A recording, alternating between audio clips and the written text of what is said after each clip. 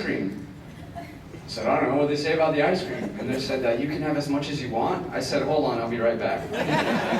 And I went, and sure enough, the ice cream, it was unlimited Bluebell ice cream, which is amazing, you know?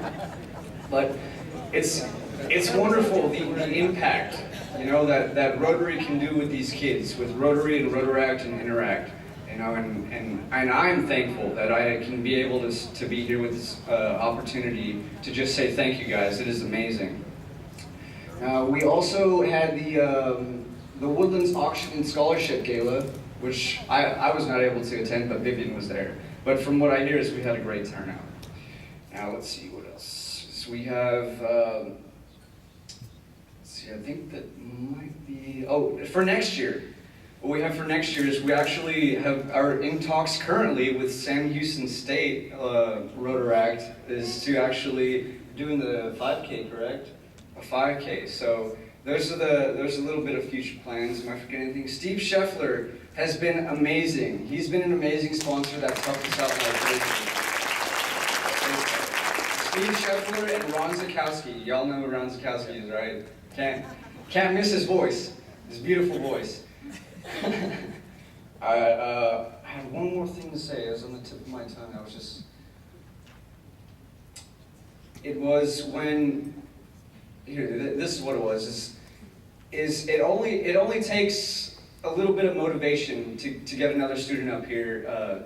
When I was just talking to someone yesterday about this, is they were trying to figure out how to get the young students in, you know? And it's motivation. When I was in Interact, I had no idea. This is the cool thing, is I'm from El Paso, Texas. You know, I had no idea what Interact or what Rotary was until I had moved down here, and somebody said, "Hey, why don't you join Interact?" I said, "All right." I figured out what it was, and it's a beautiful thing. And all it took was a little bit of motivation. At the time was my sponsor, Dr. Ann Snyder, and she said, "You know what? Just come, you know, see what it's like." And I said, okay, you know, and I joined. Same with the board member position. Hey, why don't you try and do this? You know, step it up a little bit. I said, all right, you know. Lone Star College, Dr. Lane came up to me and he said, hey, why don't you try this, you know. And it's just that, it's a little bit of motivation. And from that, we have all these Rotaract kids now that are willing to do this from a little bit of motivation. So your motivation goes a long way, so don't ever stop. And that's all I wanted to say. So keep doing what you're doing because you're all awesome.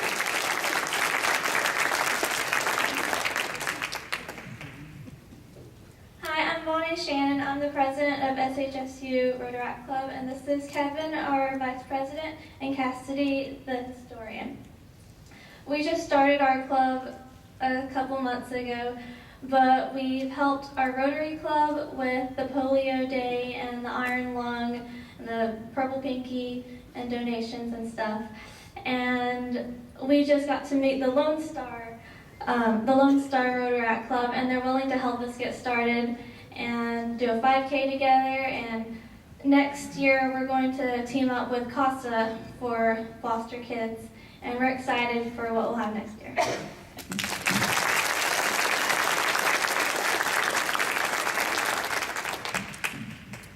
So hopefully what you recognize through all of this is the motivation that Ruben talked about, the synergy that Rebecca talked about between getting the projects together. And so hopefully what you'll also see is this continuum that we're trying to build through Interact, through RILA, through Rotaract, and ultimately into our Rotary clubs.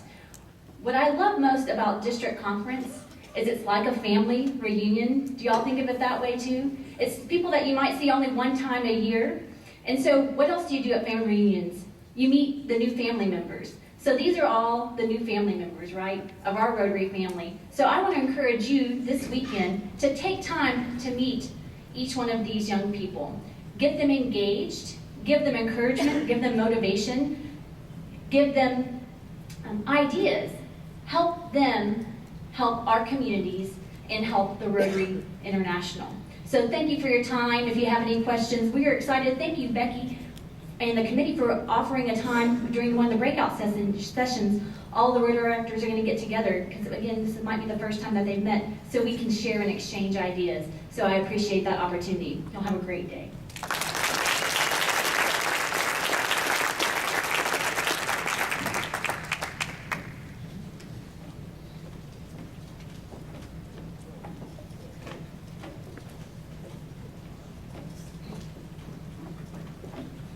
And now, please welcome Sandy Forster, Membership Cadre Representative. Well, good morning, everyone.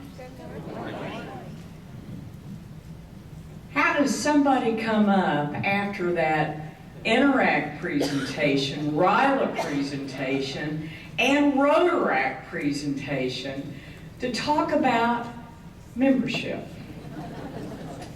Thanks for setting me up, Dawn.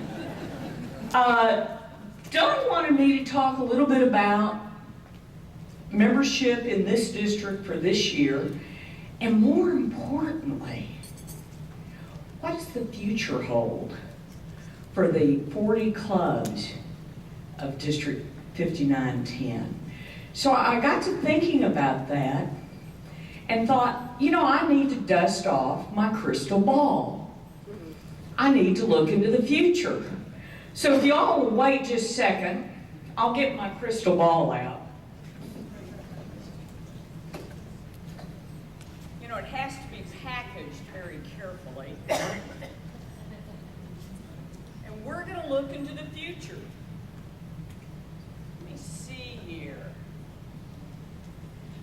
Don, you'd asked me a little bit about how membership was doing in this district.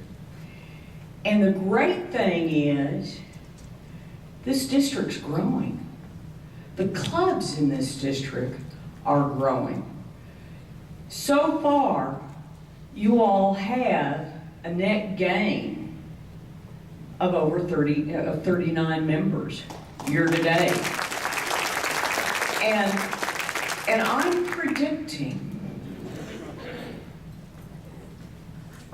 predicting that by year end, June 30th, Doris Lackey's going to see that she's got to make sure these clubs bring in well over 2 members per club this next year. But how's that going to happen? How are we going to have a net gain of membership with what's going on? Sometimes we get apathetic, and I heard the term in talking to several of you last night, is that there's this revolving door that just seems to be going round and round with new members streaming in, and they're going right back out again.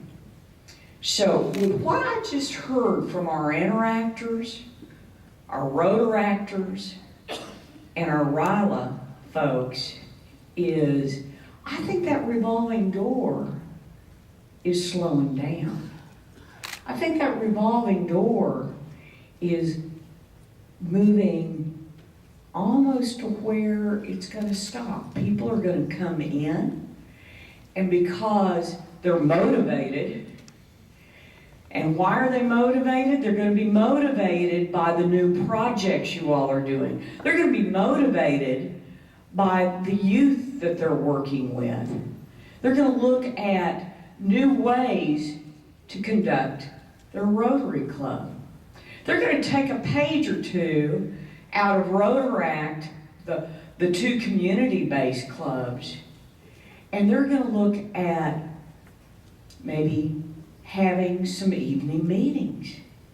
They're going to invite those Rotaractors and say, can we get together kind of on a happy hour type basis a couple of times a month with you?